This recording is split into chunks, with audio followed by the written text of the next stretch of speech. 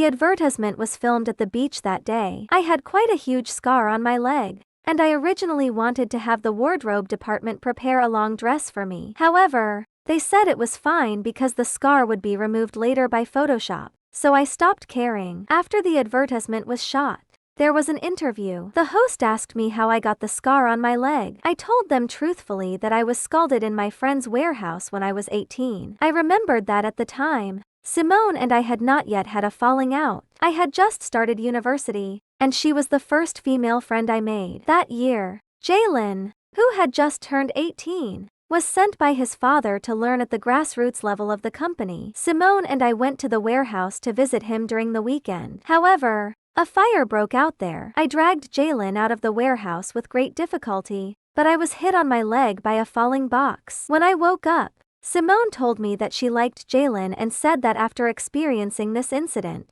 she decided to make the most of every opportunity and confess her love to him. I did not know whether Simone's confession was successful, but after that day, Jalen and I gradually grew apart. After that, I went to audition for a scene with Simone, and she deliberately fell into the artificial lake. When Jalen saved her, she accused me while looking extremely aggrieved. "Roxy, why did you push me? If you want this part, I'll give it to you." Why? Jalen believed her. He liked Simone and always believed that she would never lie as she was kind-hearted. I, on the other hand, was the epitome of viciousness. Indeed, I was never a gentle girl. I had been mischievous since I was a child and spoiled by my parents' love, as they would give me whatever I wanted. Hence, Jalen was convinced that the cunning and vicious person was me. On the other hand, Simone, who grew up in the countryside, worked so hard to get into art school and was diligent, was the kindest and purest person. He did not know that I had tried my best to be obedient and gentle to make him like me. During our 3 years of marriage, I tried my best to learn how to be a qualified wife. I, who had been spoiled my entire life, had learned to do the laundry, cook, and please him. Thinking of that now, I truly wanted to slap myself. Such a shameless person you were, Roxanne. You almost lost yourself because of him. 21 Before the advertisement was released, the behind-the-scenes footage of my interview became a trending topic because of the scar. Because it was truly ugly. I had never let anyone see the scar on my leg, so I usually did not wear short skirts when I attended events. In the evening, I retweeted the behind-the-scenes footage of the interview and asked in a comment if I had a tattoo. What pattern should I get?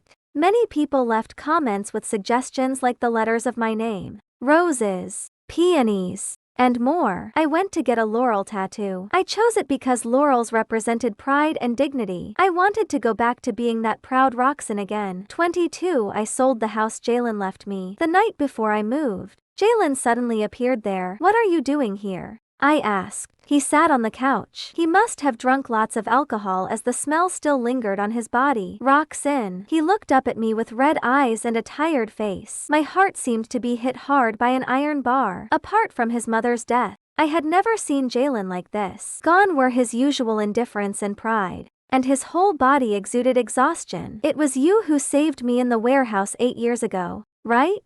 I was stunned. It took me a while to react. "You never knew all along?" I inquired, my lips quivering. So, he did not know it was me who saved him that year. Who did he think it was then? I would always remember that day. Simone and I went to see Jalen at the same time. We split up to look for him because we could not reach him on the phone. I entered the warehouse through the back door and found it on fire. Without thinking, I rushed in to drag Jalen out. It took a lot of effort for me to drag him outside. I called Simone to help me when she appeared at the entrance, but she stood at the door hesitantly, saying that she was afraid. I'll go find someone." Simone then turned and went to look for the security guard. I dragged him out of the door alone, but my leg was injured by the falling box. When I woke up, Simone told me that she was going to confess to Jalen. Jalen was in a coma for 2 days before he woke up. During those 2 days, Simone would secretly stay beside his hospital bed whenever she was free. I gave up the moment I saw them hugging each other. I thought he knew it was me who saved him. When I saved him that day, he did not pass out completely. I thought I heard him calling my name. No, Simone was the name he called out. It was Simone, Not Roxy. That was right. He never called me Roxy. He always called me by my full name before marriage and Roxanne after that. So, did he think Simone saved him that day? I was half conscious, and I didn't see your face clearly. When I woke up, she was at my bedside, so I assumed. So you assumed that Simone was the one who saved you? Huh! What's your purpose for finding me and talking about this now? Even if I saved you that day, so what?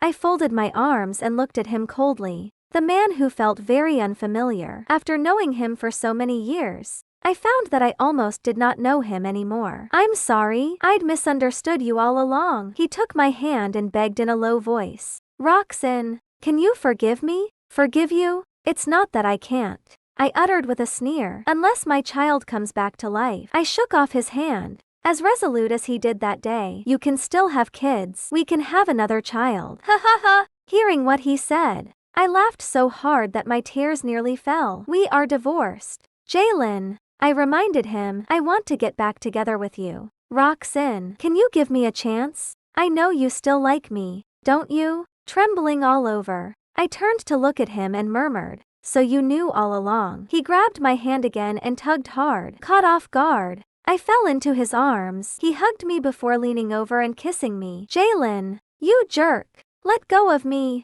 I struggled desperately. The moment we touched, I suddenly felt disgusted. At this time, some memories seemed to appear in my mind. Jalen, why don't you like me? I truly like you. Why can't you like me? I knew you earlier than Simone and liked you earlier. Why do you only like her? I've never hurt Simone. Why can't you believe me? We've known each other for so many years. Why don't you believe me? That night, Jalen and I were both drunk. I told him a lot of things that I did not dare to say before. In my days, I heard him reply, I'm sorry, I must pay Simone back what I owed her. No, I want you today. I said, then don't regret it. Roxanne. So he was not drunk that day. At that thought, I suddenly felt a little sick. I instantly also felt that the man in front of me was very unfamiliar. I raised my hand and slapped him hard in the face. Jalen, you really make me sick. As soon as I said this, I could feel Jalen's body tremble slightly, and his hands froze where they held me. Roxanne, don't call me in that tone. I pushed him away and stood up. We're divorced. Please don't disrupt my life anymore. He looked at me with his red eyes and said,